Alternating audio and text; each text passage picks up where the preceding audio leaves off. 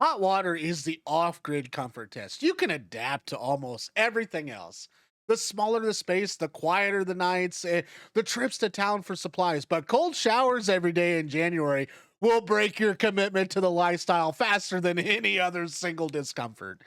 Getting the shower system right is not an optional upgrade. It is the infrastructure that determines whether off grid living is sustainable for your long term or whether you find yourself driving to the gym 3 times a week to use their facilities and quietly can reconsidering your life choices. I've been through 3 different shower setups over 3 years, and here's what I learned from each one, what the options actually cost, and the system I'd build from scratch, knowing what I know now. The water heating problem first, okay? The shower setup question is really 2 questions. Where does the water come from? And how do you heat it? The plumbing question is simpler and most uniform across setups. The heating question, though, sorry, my coffee, is where most of the cost complexity and the failure risk lives the most. And where most off grid shower guides either gloss over the options or recommend only the one they personally use. Electric water heaters, a tank or tankless, are the most convenient heating options and the most power hungry ones.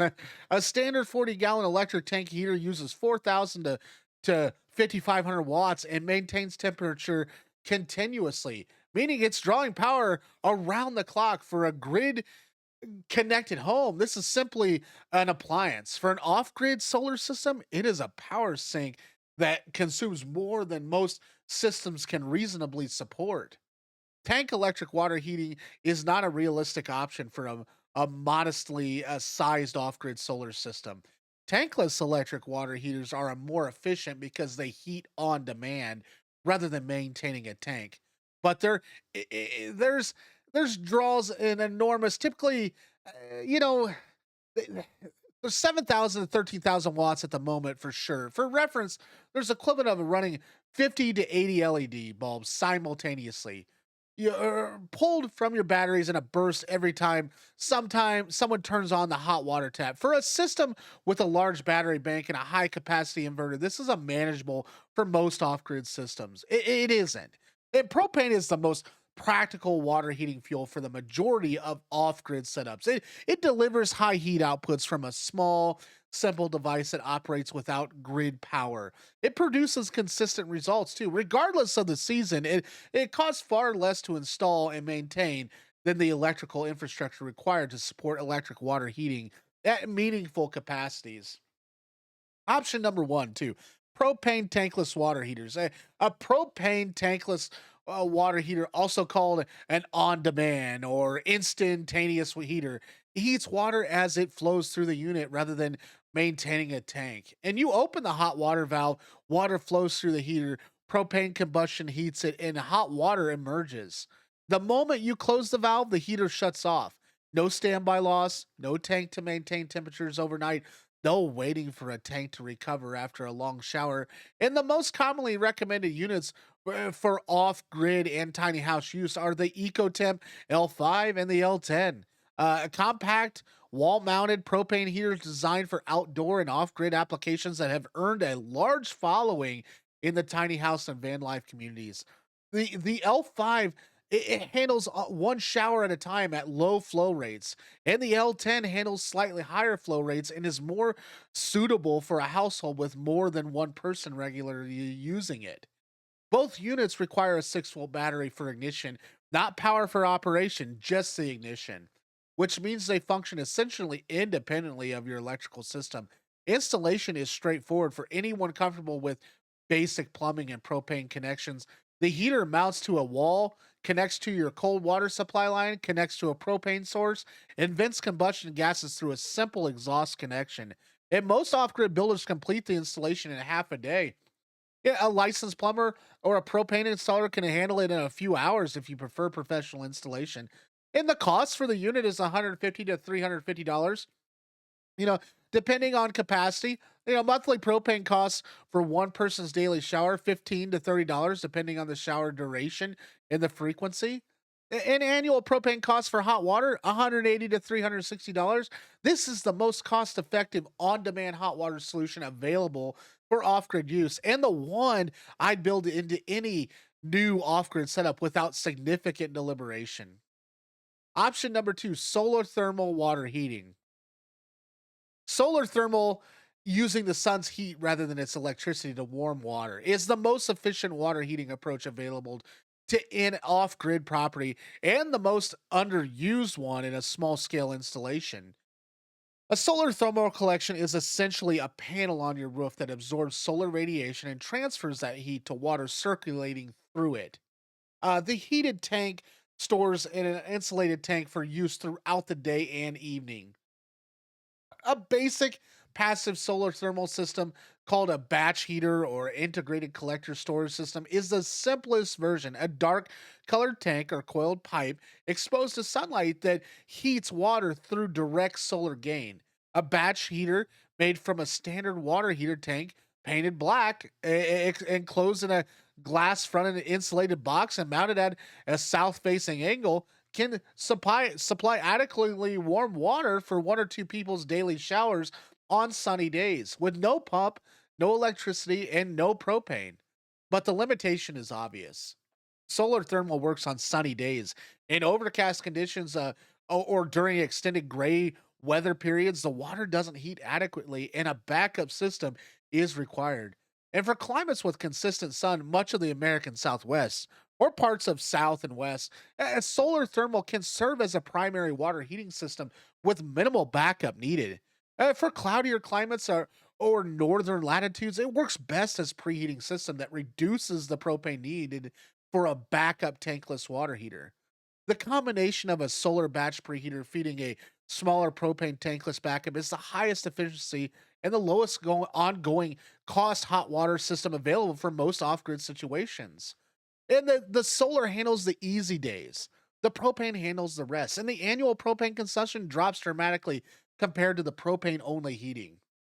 And costs for a basic do-it-yourself, batch heater, $100 to $300 in materials, and cost for a complete active solar thermal system, $800 to $2,000 installed. Ongoing costs in a good solar condition is minimal. Oh man, my nose is bothering me. And the shower enclosure is important too. What works in a small spaces, hot water solves the temperature problem. The shower enclosure determines whether the experience is comfortable or miserable, and whether the water management keeps your structure dry or slowly destroys it. Tiny houses and off grid structures have less margins for moisture air than conventional homes. A bathroom that generates shower steam with adequate ventilation creates condensation on the walls, ceilings, and inside wall cavities that lead to mold and structural damage on a timeline for months rather than years. Every shower setup needs a ventilation fan that runs during and for 15 minutes after every shower, vented directly to the exterior rather than into a wall cavity or in the attic space. Shower wall materials in small off grid bathrooms should be chosen for moisture resistance above all else. Tile is the gold standard here. you know, Completely waterproof when properly installed and when quality grout and appropriate backer board, but heavy and labor intensive to install. Solid surface panels like Swanstone or similar acrylic panel systems are lighter and easier to install and completely waterproof with no grout joints to maintain or eventually fail. Fiberglass shower surrounds are the most affordable option and perfectly adequately when installed correctly. And through, they require careful caulking though, and maintenance at joints and corners where movement can cause gaps over time. The shower floor in a tiny house on a trailer deserves particular attention too. The tile floors on a structure that moves can crack at a grout line as the trailer flexes. A one piece fiberglass or acrylic shower pan sealed to the walls with flexible caulk that can accommodate movement is the more practical choice for a mobile structure. And size the pan to the space available. A 32 by 32-inch pan is is the minimum for a functional shower. A 36 by 36 is significantly more comfortable, and anything larger begins to challenge the space constraints of most tiny house bathrooms configurations.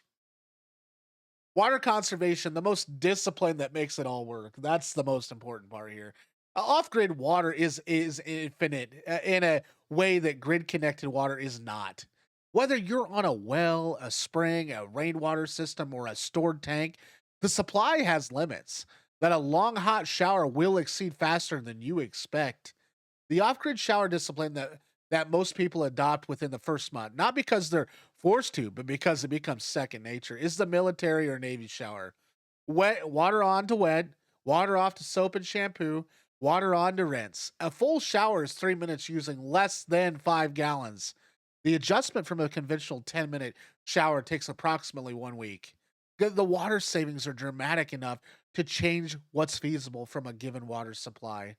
Low flow shower heads rated at 1.5 gallons per minute or less extend the effective capacity of your water system significantly. 1.5 GPM or gallons per minute is what I'm saying. A 3 minute Navy shower uses 4.5 gallons.